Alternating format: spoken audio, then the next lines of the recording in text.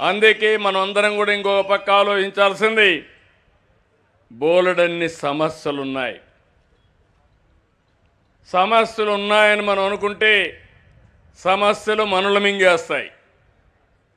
సమస్యల్ని మనం పరిష్కారం చేయగలుగుతామనే ధైర్యం వస్తే ఆ సమస్య మన పరిష్కారం చేసే శక్తి వస్తుంది. నేను అందుకే ఒక విషయం మీ అందరికీ 5 ప్రిన్సిపల్స్ మీరు చూస్తే, ఒకటి నీటి భద్రత, దాని గురించి నేను చెప్తాను. రెండోది డిమాండ్ ఆధారిత పంటలు, మనుషులు, దాని గురించి కూడా నేను మాట్లాడతాను. మూడోది అగ్రిటెక్, అగ్రికల్చర్లో టెక్నాలజీ ఏమేమి వాడాలి, ఎన్ని సమస్యలకు పరిష్కార మార్గం వస్తుంది, అది ముఖ్యం. నాలుగోది ఏదైతే వ్యవసాయ ఆధార పరిశ్రమలు, మనం పండించిన పంట మన ఊర్లో అమ్మడమే కాదు, అదే ప్రధానమంత్రి గారు చెప్పింది, మనము పండించిన పంటలు ప్రపంచమే వేదికగా ప్రపంచం మొత్తం సరఫరా చేయగలిగిన రోజు వస్తే అప్పుడే ఈ రైతాంగం బాగుపడతారు, నిలదొక్కుంటారని చెప్పి నేను మీకు తెలియజేస్తున్నా. దానికోసం ఫుడ్ ప్రాసెసింగ్కి వెళ్ళాలి. ఇంకో పక్క ఈ 4 విధానాల్లో కూడా ఓసారి ఇబ్బంది వస్తే ప్రభుత్వాలు ఆదుకోవాలి. ఆ కార్యక్రమం ఇప్పుడు చేస్తున్నాం. ఇంకా ఆదుకోవాలి, రెగ్యులేట్ చేయాలి, ఆధునికమైన నాలెడ్జ్ మీకు అందుబాటులో పెట్టాలి.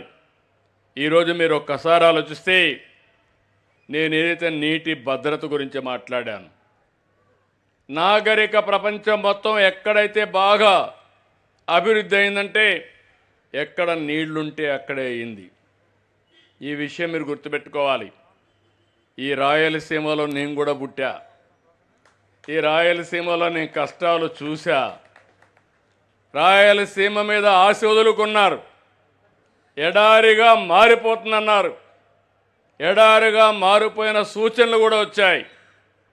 ఈ రాయలసీమ ఒకప్పుడు రతనాల సీమ, ఇప్పుడు రాళ్ల సీమగా మారిపోయింది, ఎడారిగా మారిపోతుందంటే మొట్టమొదటిసారిగా మన ఆశలు చిగురించే విధంగా చేసిన వ్యక్తి నందమూరి తారక రామారావు గారు.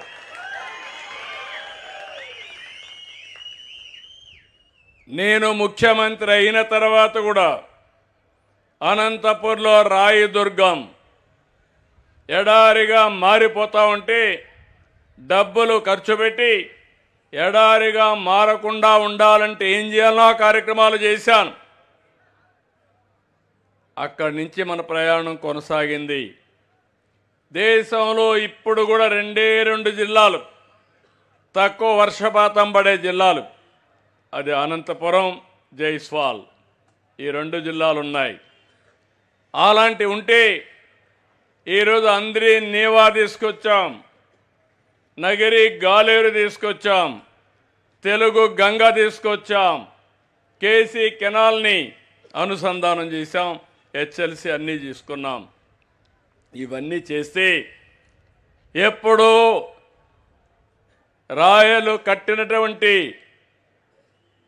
రిజర్వాయర్లో నీళ్లు లేక ఎండిపోతే, నిన్నే పుట్టపర్తిలో చూస్తే ఒకప్పుడు హెలికాప్టర్ తిరుగుతా చూసేవాడిని, చెట్టు కనపడేది కాదు, నీళ్లు కనపడేది కాదు. ఈరోజు గర్వంగా చెప్తున్నా, ఎక్కడ చూసినా జల కళ రాయలసీమకు వచ్చిందంటే అది మన దూరదృష్టి. ఆ రోజు చాలామంది మీరు అర్థం చేసుకోవాలి, ఏదైతే పట్టిసీమ సమయం పడుతుంది కాబట్టి పట్టిసీమ పూర్తి చేసి 120 టీఎంసీ నీళ్లు కృష్ణా డెల్టాకి ఇచ్చి, కృష్ణా డెల్టాకు వాడే నీళ్లు రాయలసీమకి ఇచ్చాం. మీరందరూ ఏమనుకుంటున్నారు, నీళ్లు వచ్చేసాయనుకుంటున్నారు, కానీ ఆ నీళ్లు ఎట్లొచ్చాయో మీరు ఆలోచించడం లేదు. ఆ రోజు ఆ పట్టిసీమ వద్దన్నారు. ఆ పట్టిసీమ కానీ వద్దనుంటే ఈరోజు ఈ పరిస్థితి వచ్చేది కాదు. వర్షాలు వచ్చాయి. వర్షాలు వచ్చినప్పుడు నేను మొన్న మీరు చూస్తే చాలా జాగ్రత్తగా నర్చర్